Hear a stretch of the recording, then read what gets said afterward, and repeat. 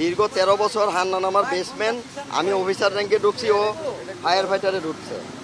কিছুদিন যাবৎ আমরা ডিজি এই ফায়ারের ডিজি আসার পর তার ভাই দুইজন, একজন আনিস আর একজন সালাউদ্দিন, সারা বাংলাদেশে ঘুরে ঘুরে আপনার বদলি বাণিজ্য, টেন্ডার বাণিজ্য, স্টোরের মালামাল কিনা, তারপর হচ্ছে আপনার মানে যত দুর্নীতি আছে, যদি কেউ তাদের সিন্ডিকেটের কবলে টাকা পয়সা না দেয় তাকে বারবার বদলি করা হয়। আমাকে 2 বছর 10 মাসের মধ্যে আমাকে 5 বার বদলি করছে। আমাকে 2 বছর 10 মাসের মধ্যে 5 বার বদলি করেছে। এই আবেদনটা আমি মহাপরিচালক মহোদয়কে দিয়েছি বিবেচনা করার জন্য, পূর্ণ বিবেচনা করার জন্য। উনি বিবেচনা করে নাই। পরবর্তীতে আমি সেবা সুরক্ষা সচিব, সিনিয়র সচিবের বরাবর আমি দিয়েছি। উনি আমার পক্ষে রিকমেন্ড করেছে, 5 বার বদলি করেছে, এই জন্য উনি অন্যায় মনে করেছে, উনি রিকোয়েস্ট করেছে। ওনার রিকোয়েস্টও রাখেনি। আমি আদালতে মামলা করেছি, রিট করেছি যে আমাকে এত বারবার যদি বদলি করা আমি পরিবার নিয়ে চলি, এটা কেন? উনি রিটের শুনানিতে 3 দিন সময় দিয়েছে ওনাকে, উনি 15 দিনের সময় বাড়ায় নিছে, মামলা চলমান।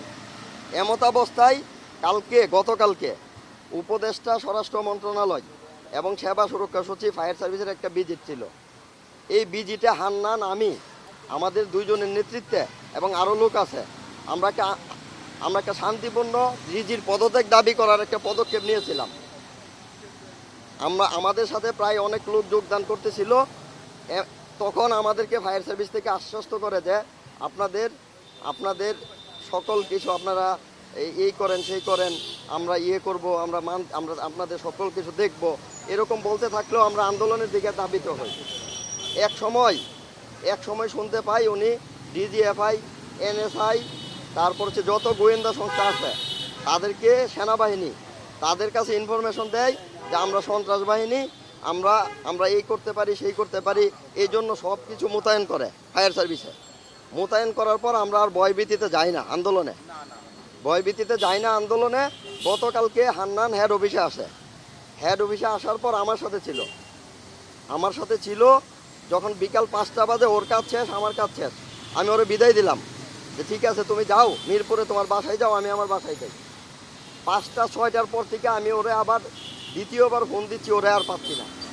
আমি 100 বার ফোন দেওয়ার পরও ওর নাম্বার যখন ঢোকে না, পরে ওর ওয়াইফ আমার নাম্বার কোথায় থেকে ম্যানেজ করছে আমি জানি না, আমাকে ফোন দিল যে হান্নানকে খুঁজে পাওয়া যাচ্ছে না, ডিবির পরিচয়ে হান্নানকে তুলে নেওয়া হয়েছে।